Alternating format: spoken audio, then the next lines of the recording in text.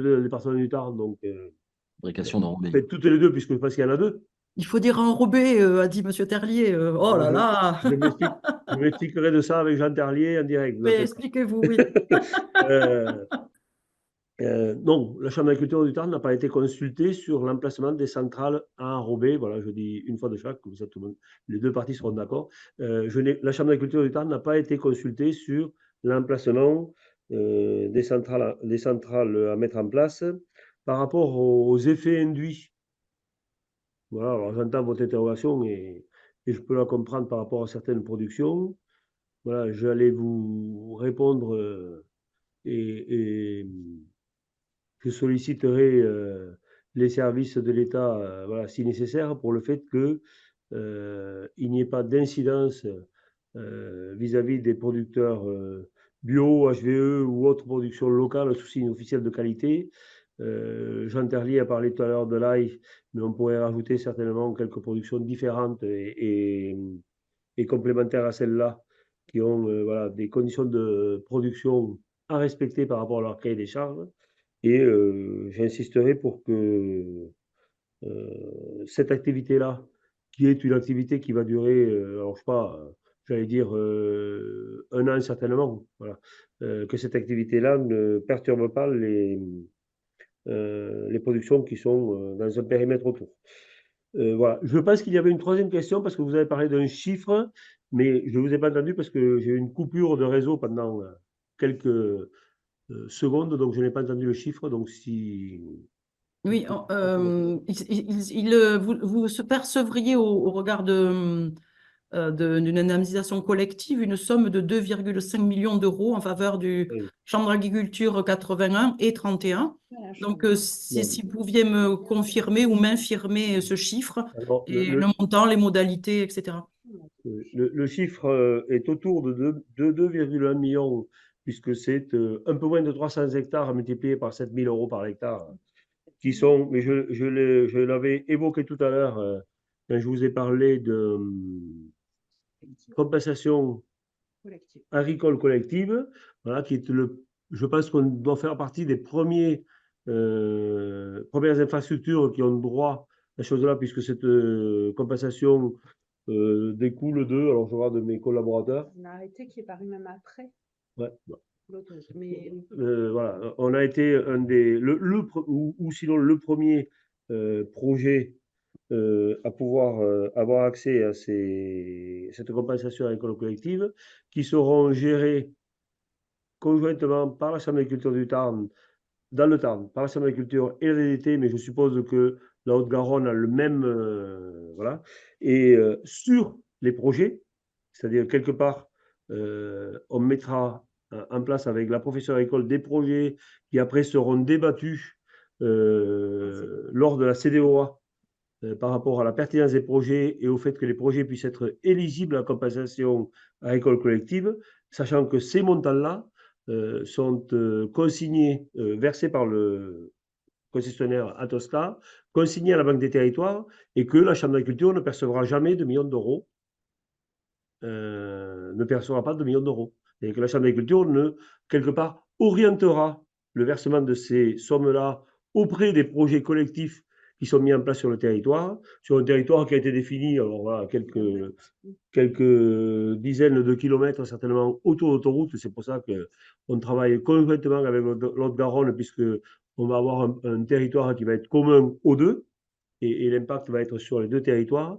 Et c'est pour ça aussi qu'on travaille sur le côté montage des dossiers collectivement à la Chambre d'agriculture Haute-Garonne, et qui sera géré, donc, Chambre d'agriculture du Tarn avec la DDT du Tarn, mais je suppose qu'Haute Garonne c'est pareil, et les deux, et c'est un sujet sur lequel on a débattu avec l'administration, avec les services de la préfecture du Tarn, seront travaillés en CDO, commission d'orientation départementale d'orientation agricole.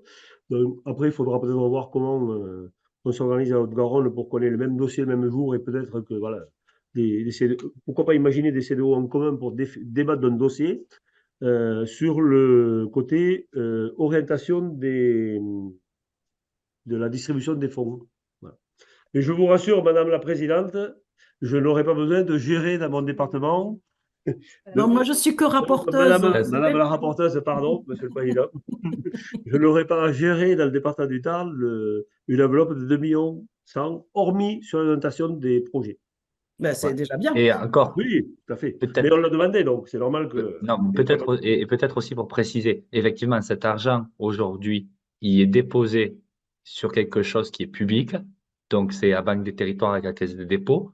Il est déposé. Et à CDOA aujourd'hui, et c'est le Comité départemental d'orientation agricole, auquel siège la Chambre d'agriculture.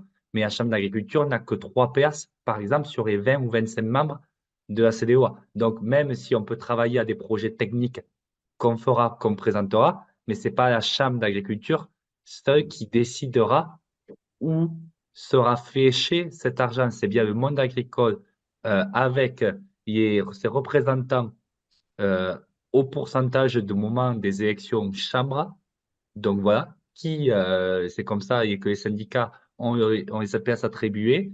Tous les ensembles, il y a des associations environnementales qui siègent en CDOA.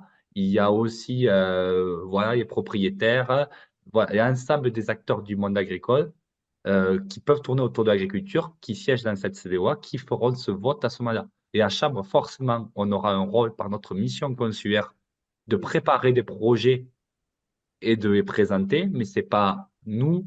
Voilà, c'est juste pour remettre. L'argent, il vient ni chez nous et on n'a ni en soi un droit de veto absolu qui ferait qu'on soit capable de flécher absolument dans une direction l'argent des compensations. La seule chose que j'essaye aujourd'hui de faire passer comme message, c'est d'avoir des projets qui soient structurants pour le territoire. L'idéal serait soit qu'ils compensent intégralement la perte, voilà, et j'espère qu'on y arrivera, mais aussi profiter de l'occasion pour avoir des projets qui soient structurants pour le territoire de façon durable et résiliente. Voilà mon objectif en tant que chef d'agriculture du Tarn, mais voilà, je pense que mon collègue de Haute-Garonne a le même. On partage. Pour en discuter, pour en avoir discuté encore il n'y a pas très longtemps, puisque lors d'une réunion commune, voilà, je pense qu'il a le même objectif que moi aujourd'hui. Merci, messieurs les présidents. On a compris qu'il n'y avait pas d'enrichissement des deux chambres d'agriculture à travers cette compensation collective. Merci pour la précision. Peut-être que je vais passer la parole à mes collègues qui souhaiteraient s'exprimer. Je vois connecter Madame Héraudier, Madame Ferrer et Monsieur Cabrolier. Donc, s'ils ont des questions, qu'ils se manifestent, s'il vous plaît. Alors, vous savez, il y a une petite fonction où il faut lever la main. Et donc, c'est bien que vous l'activiez, comme ça je le sais à l'avance, ça m'évite de poser les questions. Donc, j'ai compris que M. Cabrolier n'en avait pas. Et Mme Héraudier, qui vient de lever la main, va pouvoir poser sa question. Je vous en prie. Merci, Monsieur le Président. Madame la rapporteure et messieurs les présidents des chambres d'agriculture du 31 et du 81, je vous remercie pour vos explications. J'aurais quand même une question. Alors, désolé, Monsieur Albouy, ce sera plus pour Monsieur Huc, puisque je suis député du Tarn. Ne m'en voulez pas. Donc, Monsieur Huc, vous étiez, d'après vos dires, pour le réaménagement de la RN 126. La motion relative au projet d'autoroute de la 69 signée le 29 novembre 2021 par la Chambre d'agriculture, du coup, émet plusieurs réserves, insiste et fait des demandes. Vous citez, la Chambre d'agriculture déplore que la DUP ait été établie sur le tracé et crée le plus de délaissés agricoles, réduisant ainsi encore davantage le potentiel agricole du territoire. Avez-vous eu, depuis le 29 novembre 2021, avez-vous eu des éléments économiques factuels pour étayer le fait que le bassin Mazamétain le Castré se développerait ou se désenclaverait, d'après ce que j'entends, grâce à cette autoroute, pour que aujourd'hui vous vous positionnez en faveur de l'autoroute par voie de presse? Je me suis positionné en faveur d'autoroute par voie de presse.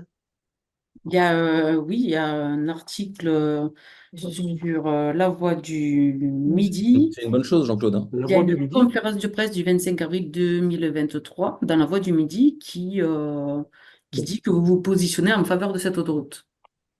Après, Madame la députée, j'ai émis des réserves, mais je les ai exprimées publiquement devant vous tout à l'heure, hein. Mhm. Et en plus, je sais que je peux être entendu par l'ensemble des membres de l'Assemblée nationale. Donc, voilà, je me suis positionné, j'ai fait état tout à l'heure de ma position initiale par rapport au réaménagement sur place. Je crois qu'il était très clair. À partir de... Alors, je ne sais pas quand est-ce que Monsieur le Premier ministre de l'époque, Jean Castex, est venu annoncer à Castres, ça doit être en septembre 2021 certainement, la création de l'autoroute. Enfin non, le choix du concessionnaire. Mais auparavant, quand on a su qu'il allait y avoir une autoroute qui serait faite pour établir la liaison entre Toulouse et Castres, bah, de fait, mais Sébastien l'a dit tout à l'heure, j'ai travaillé en tant que président de chambre d'agriculture à l'élaboration d'un projet, puisque voilà, personnellement, j'ai mon idée, mais là aujourd'hui, je parle en tant que président de chambre d'agriculture. J'ai travaillé à un projet, voilà, alors, qui a été choisi par les services de l'État.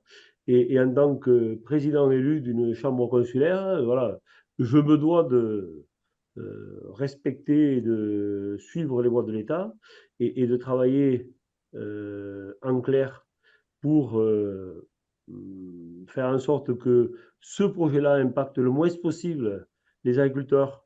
Je pense que j'ai dit tout à l'heure sur certaines positions que j'avais prises par rapport à stockage à SAFER, par rapport aux consommations d'espace par la compensation environnementale.